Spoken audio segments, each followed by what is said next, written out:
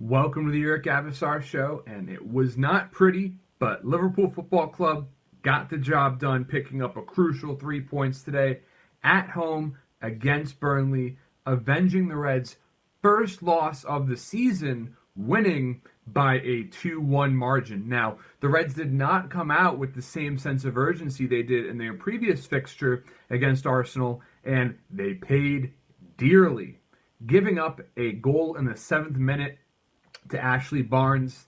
The Liverpool defense was torched by a great cross, and it was a hard pill to swallow early on as the Reds continued to struggle in the first half. Did not create all that many chances, but thankfully Liverpool scored a crucial goal just on the stroke of halftime. One of the biggest problems early in the first half was that Divock Origi, starting in place of Roberto Firmino, was not getting the service he needed. But Origi, though he did not play that well, still worked hard to make himself a factor, and that hard work paid off when he played a brilliant cross into the box for Gini Wijnaldum. And to Wijnaldum's credit, he did a great job of controlling the ball and not panicking when he was handling it in traffic, banging it home for the equalizer moments before halftime. Like I said, it was just a massive momentum shift for the Reds. And quietly, Gini Wijnaldum has become a tour de force for Liverpool as of late at home. 4 goals in his last 6 league matches at Anfield.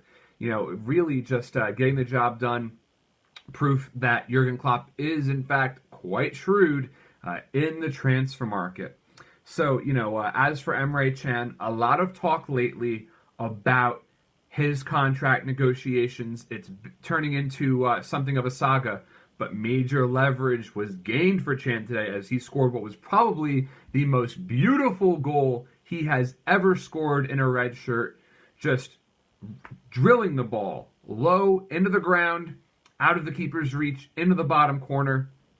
Just a fantastic goal. He's really perfected that power slide celebration of his as well. And, he really just scored a huge goal that could make the difference between Liverpool making and missing out on Champions League football, because these were 3 must-have points. Liverpool have continued to get it done over the big teams. The smaller clubs like Burnley have been the bane of Liverpool's existence this season.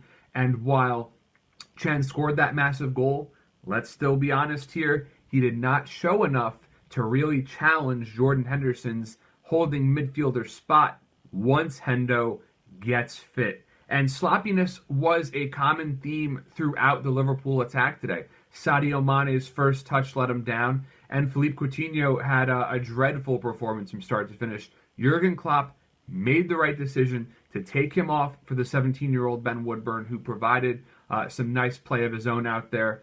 But really, you got to ask, how long is it going to take for Philippe Coutinho to gain his form, to get it back, to be the fantastic player we all know he is when he's on? But he has been off for quite some time since returning from his injury. So, as for Klopp, pick the right lineup for the most part, although you have to wonder, James Milner, how much longer is he going to hold down the left back spot? I guess Alberto Moreno's not really challenging him in training. But the one thing that I have to criticize Klopp for today that made me unhappy was playing the high line. Ragnar Klavan, Joel Matip, Milner, they're not fast guys. They lack mobility. Yes, they're hard workers. They make great tackles. But really, the only defender with quality pace is Nathaniel Klein, who ironically was the one who was torched on the opening goal by Ashley Barnes when he couldn't track his run.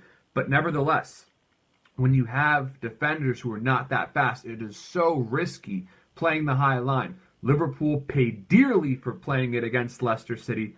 Thought Klopp learned his lesson there. But there were so many nervy moments, especially on set pieces. Liverpool, honestly, is fairly lucky to win this game. Yes, they had 65% possession, but they did not play all that well. But the sign of a great team is that they can win when they're not playing anywhere near their best. I'm not saying Liverpool is a great team just yet, but that is a key benchmark. Now, Really looking forward to seeing how Liverpool fares against Manchester City next weekend. That should be a fantastic clash. Really looking forward to it. Thank you so much for tuning in. As always, Reds fans, you'll never walk alone, and please be sure to subscribe to my channel.